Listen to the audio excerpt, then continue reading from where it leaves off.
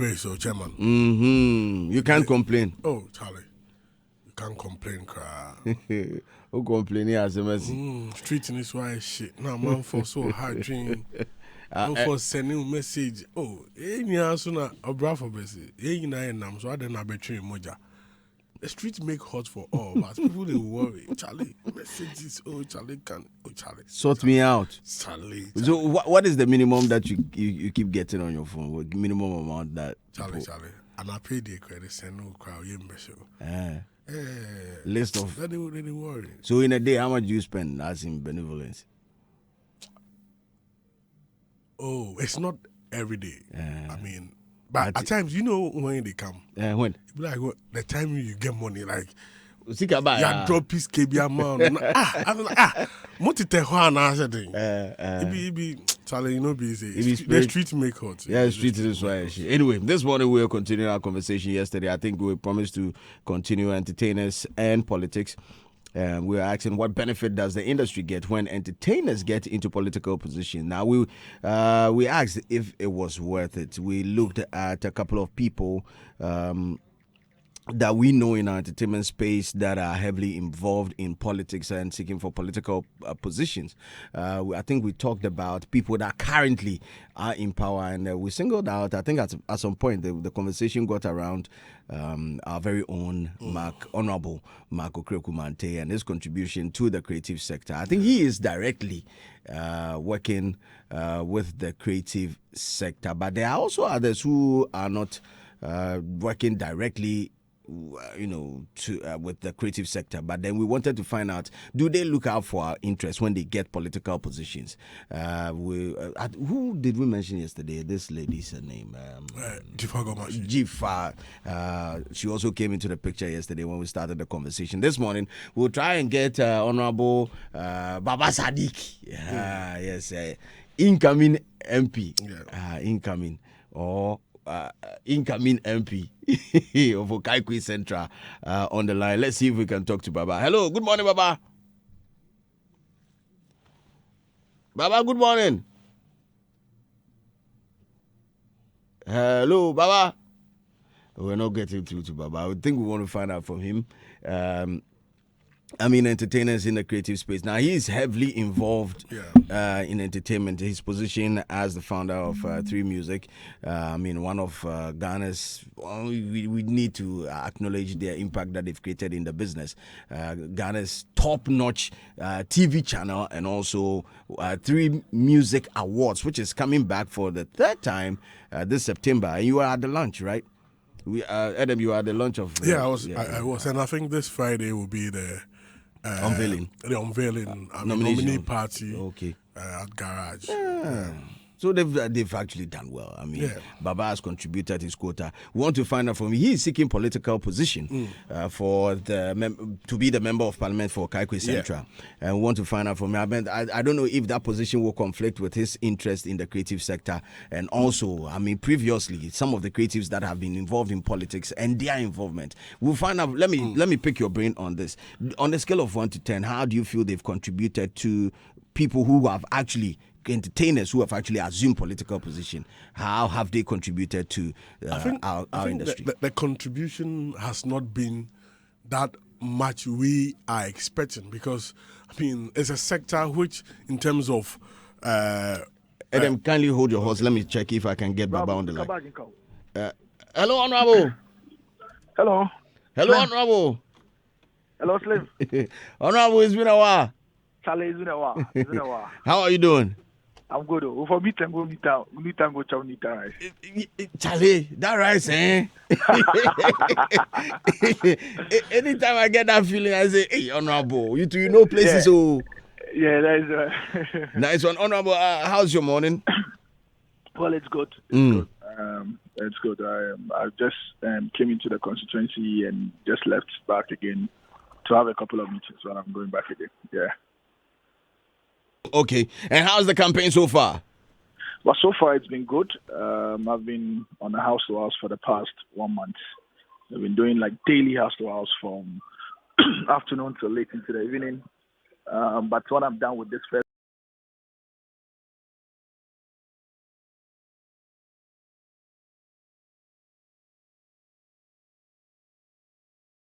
to a refreshingly different change. And I think that you're finding in me a very strong, innovative, and solid alternative to what we've had in the last 12 years. Okay. And the feedback has been great. Really looking forward to, how the elections will eventually pan out. Now, as a good friend and as a brother, I've seen you being roasted on social media also for your picture of your viral picture. What come again? You say you see me roasted for? No, I've seen you being roasted by a couple of portals. For your picture that you were seen pounding fufu. How did that picture even get? That's one of them. Sometimes when you go to the house you meet them.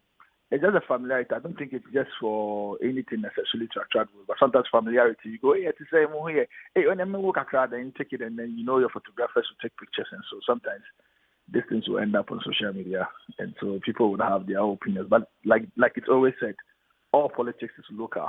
Whatever it is, whatever is being said, we know exactly how the people within the constituency or the nearly 70,000 registered voters, how they feel and what they intend to do in this year's election.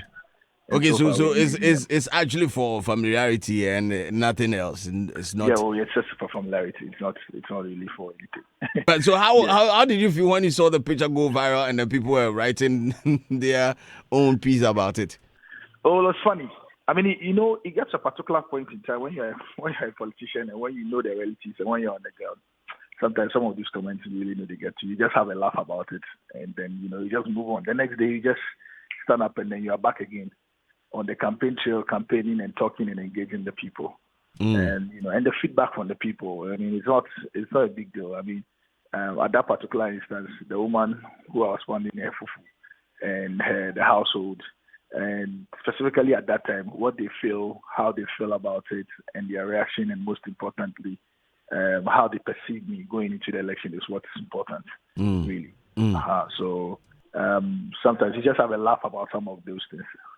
Well, Honorable Baba Sadiq, incoming MP for Kaikui Central. We have him on the line this morning. And today we're continuing our conversation that we had yesterday. Now we're looking at entertainers and politics. We're looking at the benefit that the industry, as the entertainment industry, get when entertainers get political position. We want to find out for you, is it worth it? Is it really, really worth it? Honorable. You're far away from the phone a bit. Hello, Honorable. Can you hear me now? I can hear you now. Okay, so yesterday we were having a conversation about the benefit that the industry, as the entertainment industry, gets when entertainers get political positions. We want to know, is it worth it? Now, you have played a vibrant role in Ghana's entertainment industry. From your involvement with 3 Music as the founder till date. Charlie, you still keep giving us everything that the industry needs and more. Want to find out from you, also aspiring to be the MP for Kaikui Central. Do you think that entertainers forget about the industry when they get into politics? There's a notion going around like that. Do you think that is so? I don't think so. I think that when people say so, some people need to be specific. I think that when they are referring to individuals or specific people, they just have to zero in and not generalize it. I see people that are probably disappointed in the NPP government and the fact that Mark has assumed the position, not sometimes being able to say, oh, we are disappointed in Mark specifically for not being able to do this. So they tend to generalize it. But it's not the case, because when you look back again, there have been people that have had opportunities with the politics or government, and some have really been been impactful. We had Jifa Gomashi as a deputy minister. We saw under him the fact that that was the first time the creative industry was added to the already existing tourism industry. Beyond that, we've seen a few of the achievements that have shocked. Arctic and the initial work they started with the creative industry bill, the passing of the film bill. All of these things were done when she was deputy minister. Chris Baff also got the opportunity. So I think it's wrong to generalize it. It's wrong to generalize. We should look at it from personality to personality. Okay. But it is worth it to have people like us that are really knowledgeable about industry getting involved in politics, so that when it gets to that point where decisions must be made for industry or for the better part, for the good of industry, we'll be able to really bring up that much needed experience and insight. The passing of there's a big bill that has been passed. Sometimes as industry people, We don't engage in some of these things, so we don't even know some of these things that is going on that's coming to add value to industry. The work of the Creative Industry Bill in Parliament couldn't have been successful without some of the industry people that were in Parliament. Okay. Jifa Gomache is one. And so it's valuable. It's important that people from varied fields get the opportunity at the highest decision-making table. And those of us from our industry as well, cannot be excluded because our industry continues to hold the key to, employment in the country. Okay. Youth employment in the country. And so it's valuable. Okay. But I think that people shouldn't just generalize. I think we just have to be specific and deal with it instead of just generalizing it. Okay, Honorable, there's also this conversation of advocacy and the levels at which advocacy can be done when one is in government, when an entertainer is in a political position. And most definitely they're talking about, if we zero in to look at the contributions of Honorable Mark Okraku-Mantey, people are of the view that he is not the person directly in charge and therefore his level of advocacy can't be measured the same way as the person who is in charge of the ministry. What do you have to say to that? Yeah. Partly yes, but I think that for Mark, the challenge with Mark is that, look, when even he got the position, I know some of us that had said that if there is no overarching commitment from his government, from his president, he can't do much. The people should just stop this thing and just picking on Mark specifically because they have issues with him. They have to pick on the government. There is no overarching and there's no strong will to say we're looking to develop the creative industry. We're looking to enable the creative industry. These are the big vision, bold ideas, and these are the things we're looking to do. Those things are not there. So in that instance, if the entire government, the rottenness starting to start from the top, what happens? Mark is just a figure. He can't do anything, particularly even when he's a deputy minister, And so I noticed that, people like to pick on the Mark and say, but you need to look at it. If you want to speak to the president, don't pass corner. Don't go look at Talk to me direct. Talk to the president direct and tell him, say, Chief, you don't have any overarching plan for us. In 8 years, you've made 21 promises to us. You've not been able to deliver this. You've not been able to deliver this. What is happening to this? What is happening to that? Speak about some of these things rather than look at it and say, oh, Mark is one of us. He went there. He couldn't do anything. Okay. Of course, if there's no commitment from the top, what would be it? He has to be committed to the plan. If a promise had been made to us as industry and we've already agreed and said that, oh, this 21 promises is what we need as an industry, for which reason we backed and supported a particular government to come into power. Now that the government has come into power and we agree, you need to keep to the program. Whatever Mark will do will be to keep into the program to ensure that these things happen. So if these things doesn't happen from the top, picking on Mark specifically without looking at it in entirety from the government itself is wrong. However, like I indicated earlier, I also disagree to say that the fact that you people think or see that Mark has not been able to push his weight within government shouldn't mean that we should generalize it and say people neglect the industry. Don't forget that involvement of people from our industry is young. Until 2013, we look at it generally from the culture, tourism industries, and not necessarily the creative industry. So up until 2013, when it was brought up to the policy level, we didn't have that.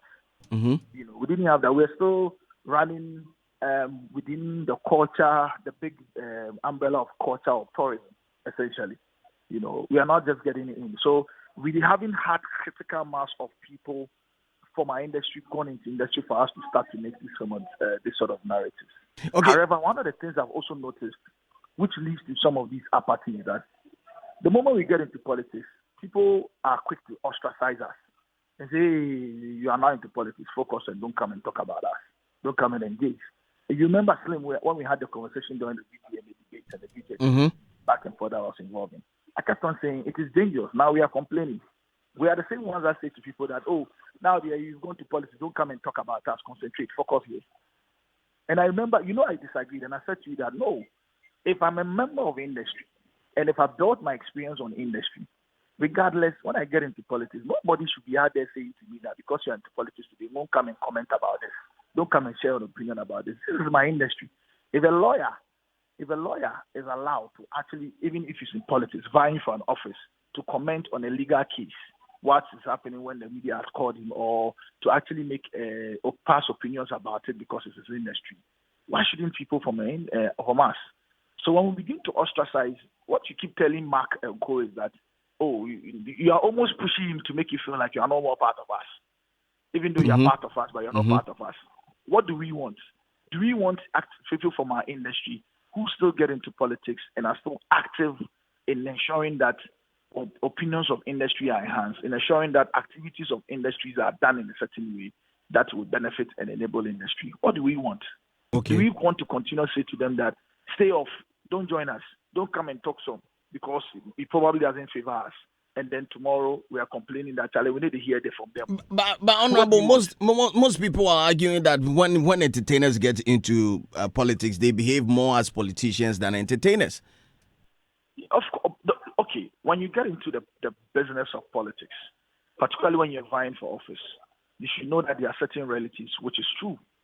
But it also doesn't mean that you are neglecting. Like I said, your experience will come in handy when it comes to that side. You know, when you are not given a role to play within that particular side, it becomes difficult. So, for instance, I am vying for office to be the MP for Kaikwe Central. When I become the MP for Kaikwe Central, my primary role or my primary attention will be on Kaikwe Central. Exactly. Because, they had voted for me to be Member of Parliament, and I may have made specific promises to them beyond making laws. And so the people of Kaikwe Central who are going to vote for me or who voted for me to be Member of Parliament will be looking for this. So the primary objective or the primary attention will be that. If eventually my government, which the NDC, which we are all very confident of, the incoming government, once we come into power and my president says, or my incoming president, John Dramani Mahama says, okay, beyond you being MP for Kaikwe Central, we also need you to take or play a role here.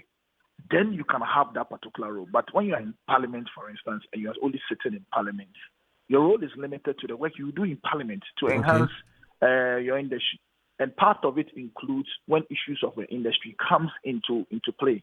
Then there's another part where, for people like me that are vying for positions, what about some of the for MPship, some of the things that we're looking to activate within our constituency, you would have elements of our industry in there as well. Like one of the things I've been promising to my people in the Kaikwe Central has been the promise of a youth and a job center, which has been lacking for years now. Part of the programs I want the Youth and the Job Center to run is what I call the DICE programs, which is Digital Innovation, Creative and Economic programs. To be able to have an opportunity to grow like a strong or critical mass of people that are interested in entering our industry, providing them the necessary support, the necessary training, the necessary funding to enable them to ensure that they're able to scale up. This is me also trying to bang on my industry to grow the next set of leaders in my industry from within even the constituency. Okay, using the knowledge that you've gained, right? When you serve into government, then you can begin to look at certain things.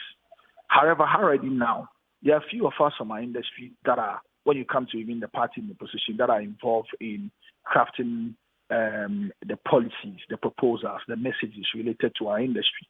And I'm sure when we come into government, would ensure or work with whoever that will get opportunity to ensure that we're able to achieve some of these things. Okay. So it's not true that we neglect them, but of course there are certain realities that one cannot deny, which is that once you're a politician and you're involved in the business of politics or governance, you are more in a particular area that deals with a lot of conversations regarding policy and things that enable the space. Okay. As to how, whether you want us to be active in terms of actively doing what we used to do, it's a matter of time, choice, preferences. Stand-up base in when we're in government or even in campaign continues to leverage strongly creative industry to advance the cause of our party and His Excellency John Dramani Mahama. And I'm sure when you come into government, he will do the same thing. He carries with him a band of people from industry that are performing different roles, from filming to photography to editing to live broadcast to graphics to music, sound scoring. It's a whole thing going on. And that opportunity will continue to service and benefit the industry. So it's just a matter of preference. But of course, the reality is that you are a politician first. And if you're a member of parliament, in my case, if I become a member of parliament of Kaikwe Central, my first official duty obligation will be to the people of Okaki Central. Exactly. That's the reality. Exactly. So one of the before we wrap up on this session this morning, one of the conversation that also popped up with respect to this issue, then people were also of the view that because of how our government is set up and how the whole process of politics is set up in the country, it makes it Come again with the whole what? the whole setup of government is in this country. It makes it extremely hard for entertainers who even get into power to table concerns of the industry. Also, the concerns of the industry and the leaders of these various groups in the industry. I mean, there's also the issue with it. I mean, especially issues of revenue, music revenue collection and all that. These are some of the direct issues that could have been addressed by some of the people that were involved. But because of how our industry is set up, people who get, or entertainers who get into political power, are not able to address them. I don't know if you, with your experience in a political setup, it comes back to the point I made about the overarching plan of the government. If there's a particular government that has an overarching program to enable the industry, and let's say the individuals that are supposed to manage fail at it, then that's a different ballgame altogether. But if there isn't, or you haven't experienced it, then in that instance, I mean, I agree with you that system or that particular governance relating to how to enable it is problematic. For instance, look, we've identified and know that we don't have a national IP policy, intellectual property policy. Part of the challenge we have with our copyright system and the revenues that should be coming to deserving talent is the fact that you don't have a national IP policy. That conversation needs to be had. When you have a national IP policy, when you begin to work towards a national IP policy, you begin to see certain cracks that needs to be fixed. For instance, you realize that, okay, there's current or existing laws for the copyright bill isn't fit for purpose. There are certain things that needs to be amended. There are certain approach that needs to become. I have always made the point that if we begin to, we'll be taking the first huge step solving the revenue challenges for industry. When we begin to understand that the corporate organization is supposed to be a public financial management organization. Once we begin to accept that, then we begin to reroute and turn it around in the ways that it should benefit industry. But this will come when we say, or we have a president that says that, look, I'm interested in this. I, on my own, I want to be able to foresee to ensuring that we have a national IP policy. See to ensuring that, just like every public financial management organization, we'll be able to have a system where we can go to parliament, go to the committees, and ensure that our fees and finances or costs are set out every year. Together, we'll sit and plan with the Ministry of Finance. What are the projections? What is it looking like? What was the previous projections? How are we looking to ensuring that the deserving talents that get played you will begin to realize that, okay, how do you ensure that every user is actually bonded and binded to make payment or are penalized if they are not able to make payment? How do we identify them? These are all big conversations. Until you have a president or government that says that all of us, the entire machinery of government, will be leveraged to ensure that A, B, C, D will be done, you'll be hitting roadblocks. Because I mean, he can only. Our sector ministry, for instance, is one of the cabinet positions. He can table it at cabinet and have conversations. He can have conversations with finance minister. He can have conversations here and there and have certain things. But if the will is not there, and the will is just, we will not enable them. We will not worry about them. Only because they are not serious. Available. That's when we band together and let's see how we can. When we need a song, when we need a political song, they will call them and give them some small coins. That's it. I mean, that's the point that I'm saying. When we need a political song, when we need the young ones have had a hit and we get to them, that's when we find them and say, Charlie, come up and take picture. Come sit in our bus. We'll give you this. Or Nasi. Honorable, what are you trying to say this morning? Come and do that. Or what's it called? Joyce Blessing. Come and do ABC. But the will from the top must be there. And that's why I'm saying that when we are diagnosing the challenge, we should stop looking at it specifically from our members that are in there. We should look at it from the top and say, look, as a government, we are charging you with ensuring that the entire government machinery is brought to bear to enabling this. If it is not doing it, we are calling you out. We are not just going to look at it and say, oh, because we fear to talk directly to the president or we fear to talk directly at the entire government machinery, We don't look at our deputy minister who is in a certain obscure position to say, guy, it be you for do it. Of course, he's supposed to advance the conversation. He's supposed to take the lead, obviously, because he has made the campaign. And so it's not out of order to also call him out because we heard him before, obviously, assuming the position. So it's not really out of order. But like I said, let's look at it in totality, where you can say there's no overarching commitment and a strong will to do this from this particular government. If that is there, even if Mark doesn't do it, the entire government machine will ensure there's an aspect that will ensure that it happens.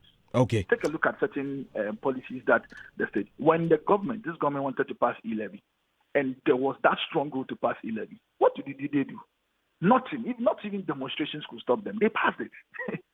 When they wanted to pass new laws recently, when there was a quest to sell some of the state hotels to individuals, you saw the strong response and the strong backing that came from every facet of government. No, but they were not willing to.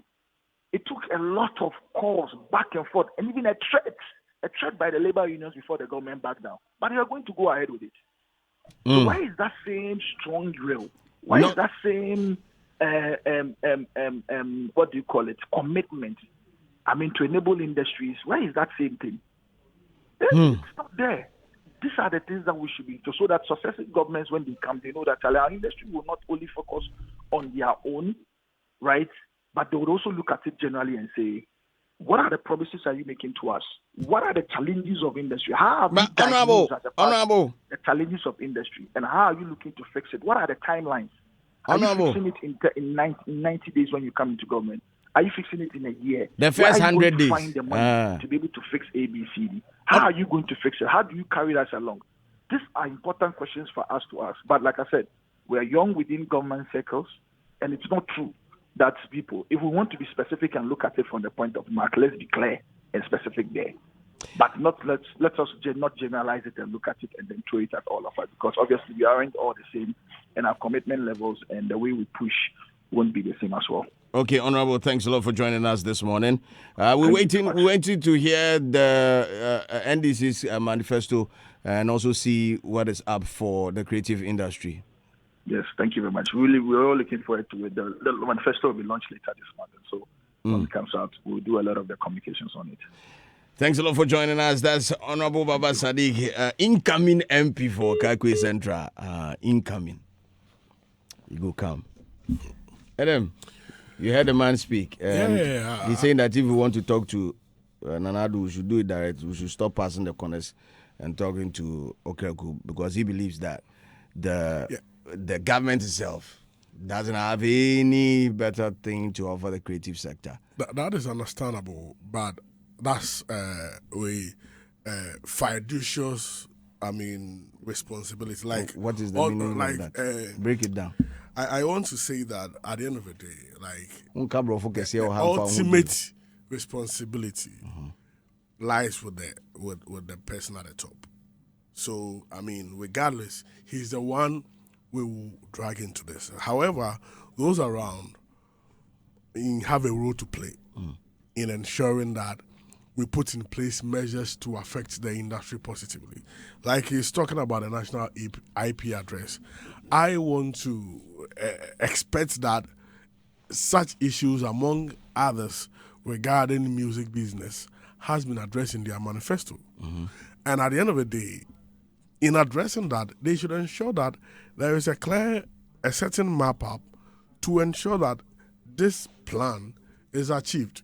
What you say? So they around need to, put certain measures, because they say policy emanates from the people. So if those in the industry, are not able to, ensure that you put up a policy, certain policies, and put out certain plans in reaching out to the policy, then you have failed the person at the top. You understand?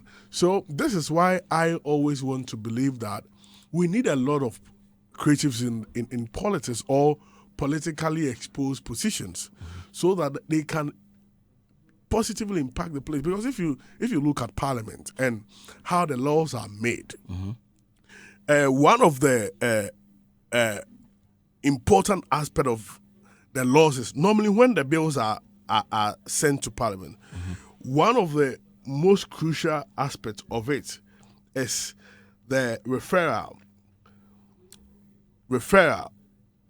to the committees, because when you have certain bills come, they ensure that we put the bill before some experienced people within that area to be able to peruse the bill. Now, if we put up the committee and those in the committee do not have the understanding of your industry, it means some defection will happen. I quite remember recently when the Creative Art Agency held a stakeholder engagement for people to look into the Creative Art Bill, the draft, to bring out certain suggestions, among others, correct certain things. It's like every group which was set out to look at their area found a problem. You understand? So it means that if the committees have people in that field, they understand, some of the loopholes and certain things to be filled. So we need more of such people in there so that they will look at our interests.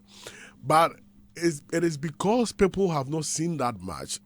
That is why, they are beginning to lose that interest. But I want to urge them to reassure us that, when we go there, we will not forget the industry. And it is important that we have conversations like this so that it serves as a reminder to them, in order for them not to go and think that, we came from there, the people they've forgotten about us. No, we will keep, holding their feet to the fire. We will keep holding their feet to the fire until they do the right things for the industry. Because, they should go there and impact the space so that they can point and then say that. And then you still believe that for entertainers, once you are involved in politics, you can brighten the small corner, quote and unquote, that you are. Whether your government, the government at the end of the day is in support of it, or it's a holistic program for the government of the day, you still believe whether your government is in power or not. Because if you look at the ways we generate bills to become laws, we have private member bills. We have the ones from the government side, where the government introduces a certain bill to Parliament. And we have where the private members of Parliament can. So recently, we saw Parliament, introduce to Parliament a private member bill which talks about female sanitary pad, among others. He has done another two on prison terms, among others. You understand? So that's Susu. Yes, he's in the opposition. However, as a private member, you can introduce certain bills. So whether they have power or not, those who are supported to go to Parliament, they have crucial roles to play than just going in waiting for their party to come to power. There are a lot of things they can do to positively come together as one and not be divided by partisan interests, so that we can have a fruitful industry. The other side of this conversation is creatives or entertainers that get involved into politics, how simultaneously they can maintain their relevance in the creative space and also still be in politics at the same time. And if that is in the case where their government is in power, when the government goes out of power, how to reintegrate them back into the creative space is also one of the issues. And I think last week we were having a conversation about being fair and open to your government policies at the end of the day, and being bold enough to come out and apologize if your government doesn't reach or doesn't deliver on their promises. These conversations are also is on one side of the whole the whole coin, because Charlie is hard seeing an artist get actively involved in politics, or a creative person get actively involved in politics, at the same time still being able to, if he's an artist, still churn out music, chart-topping music and all that. I don't know what is happening in that creative space, but anyway, I have Robert Clark in the building. Boss, everything cool? Grace, Charlie. We're still continuing our conversation where we left off yesterday. With entertainers in politics, is it worth it? I don't know if you heard Baba Sadiq on the phone. 100%. You follow the conversation. Do you agree with him? about the submissions he made. Some of the submissions he made. In fact, all of them, he is trying to say that the whole approach should be from top to bottom. Yeah, that's one side, because you see, in government, the people can tell you what they want to do for you, but there's also the point where you can also let the government do what you want. You understand? Because you see, the government is there to serve the people. The people give the power, they give the mandate to the government. It is government via representation. So people represent you. The entire parliament are representatives of various constituents. You understand? And if you feel anybody is representing your interest or can represent your interest, then you give them the power to be able to do so.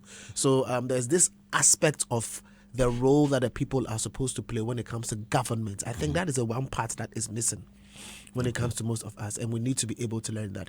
I don't think people are politically woke enough. Okay. And that is because most of us are probably not do not allow ourselves to go through the process of being trained, or we don't have a conscious effort of we being politically empowered.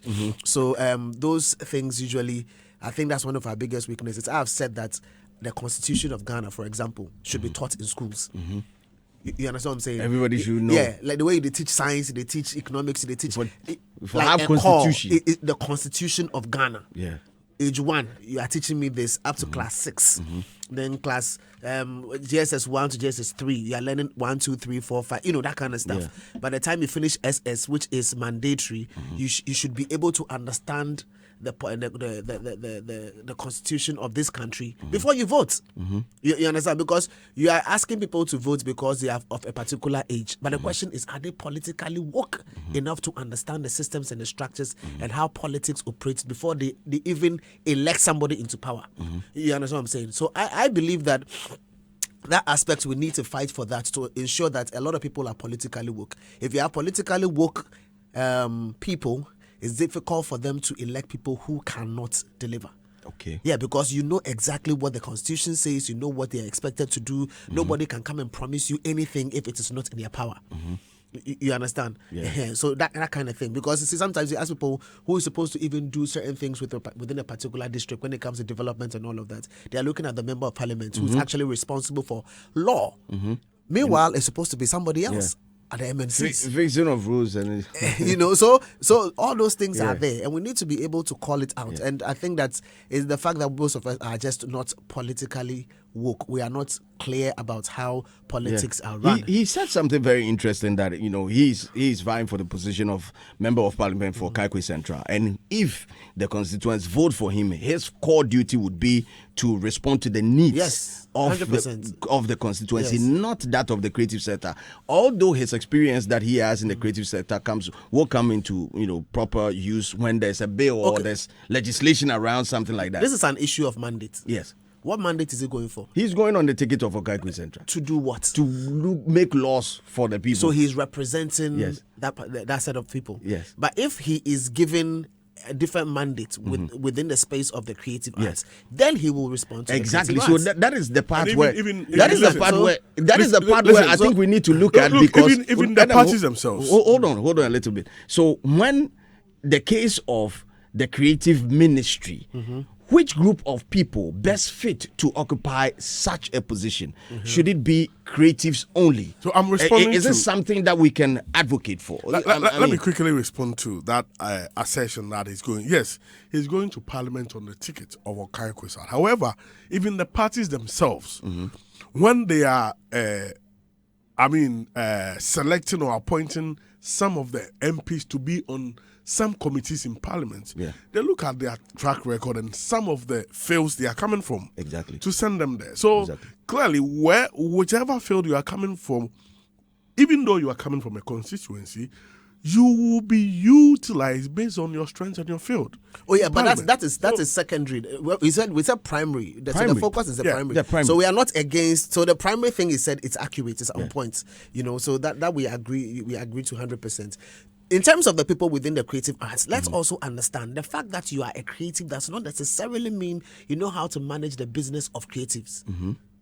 You understand? Because the creative arts industry is not just made up of the creatives. We have the creative businesses, Yes, there are professionals who run the creative space. These people run businesses. They have employed people, and then all of that. They are within the space of the creative arts. So let's not assume that when we say creatives, we are talking about the people who are talented only. You understand? The people who also run the business within that particular space are part of it, and that is why we always need to be able to make it. When we are making decisions, we have to break it down so we are clear. The people who are investing, there are people who understand how to even invest. The people who understand how to manage creatives. There are people who understand, what is needed, their vision, all of that in that particular space. Way different from maybe the person who's actually going to sing or maybe the person who's actually going to dance. You understand? So it's that combination that is required. So for me, it's about competencies. The people are supposed to be competent. They should have a track record of having done something, and then for them to give us a confidence that they can do it again. They should have the skill. They should have information. They should have influence. They should have the ethics, and they should have the character required to be able to turn these things around when they are given the mandates. And I think that for me, we need to be able to constantly and consistently run into the space, because you can't say that. But the space, the political space has also, people also are of the view that, the political space has been dirtied so much, quote unquote, dirtied so much that if you're an entertainer and you venture into a space like that, there is a higher probability that you come out of the space, or probably you may not even come out of the space with any dent on you. It's impossible. You come out and you have dent on you because of your affiliation to one political party. Most people you can't even do it alone in a country like Ghana, where it's hard for you to have independent candidates running and assuming power. So let me ask you a question. Yes. If you are saying it's messed up, Yeah. should you allow it to be messed up, or you want to be able to go there and hopefully be able to change out stuff? There's something called internal political efficacy.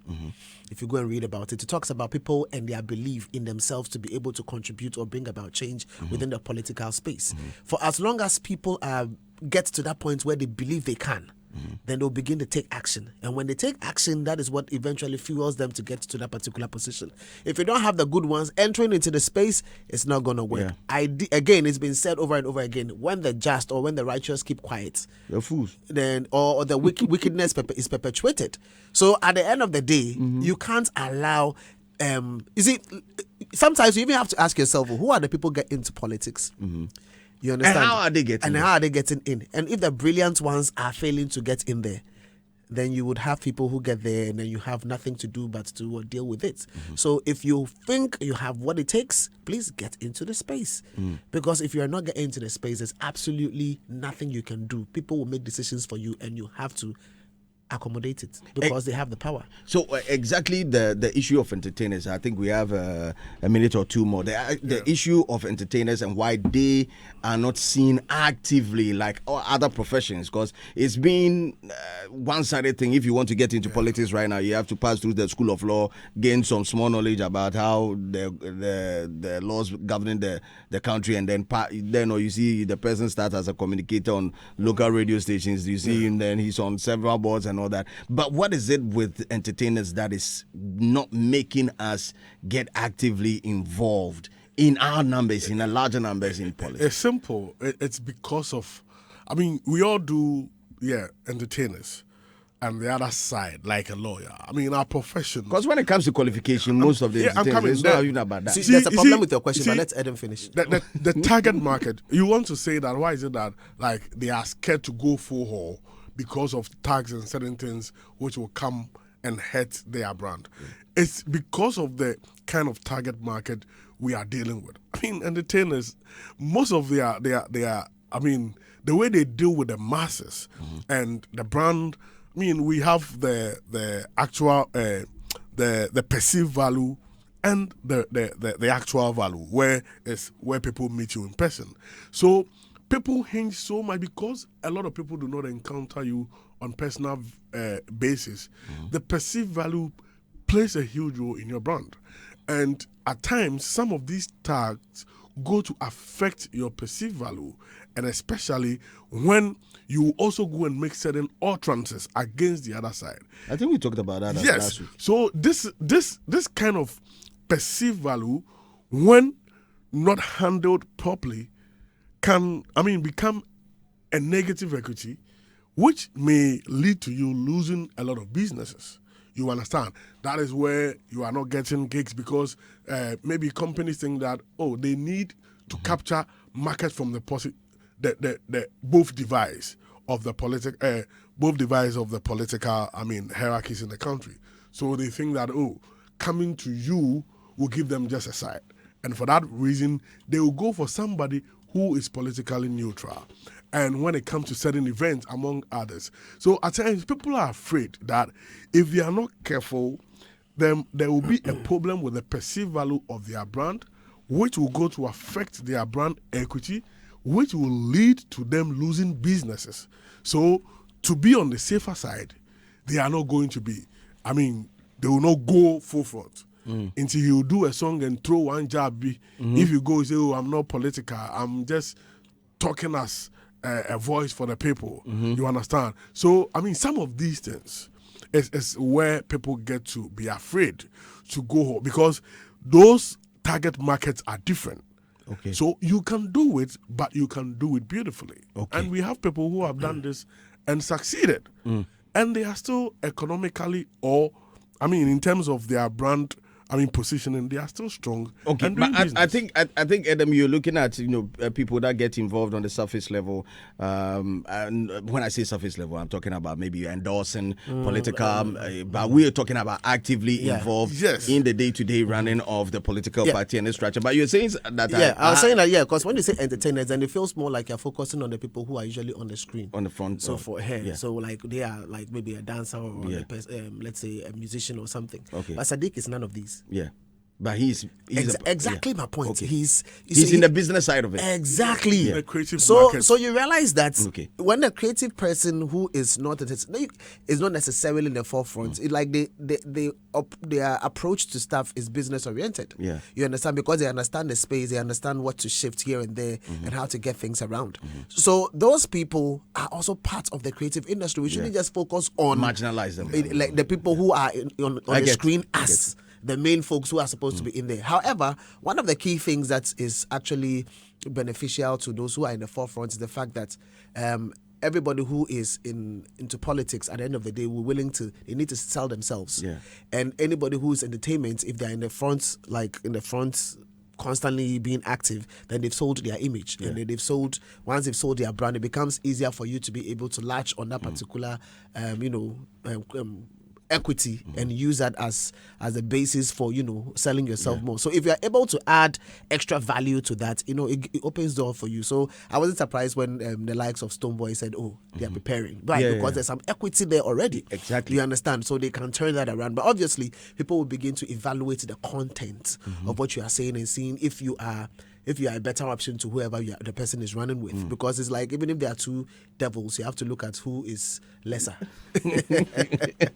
That kind of stuff. Yeah. So I think for me, everybody has to be politically woke. Politics is like any profession.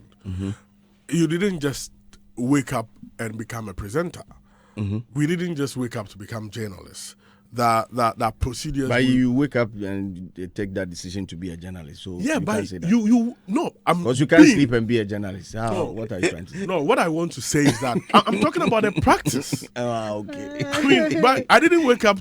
You made a decision. Making the decision. But you woke up. Yeah, making the decision. You woke up before you made a decision. Making a decision is different from Because practicing. you can't take the decision. Only sleep. It's impossible. I understand your point. So, you make a decision that you want to do this. However, you need to go through certain modus operandi to be able to get there. So you go to journalism school, you understudy, then you get to this point.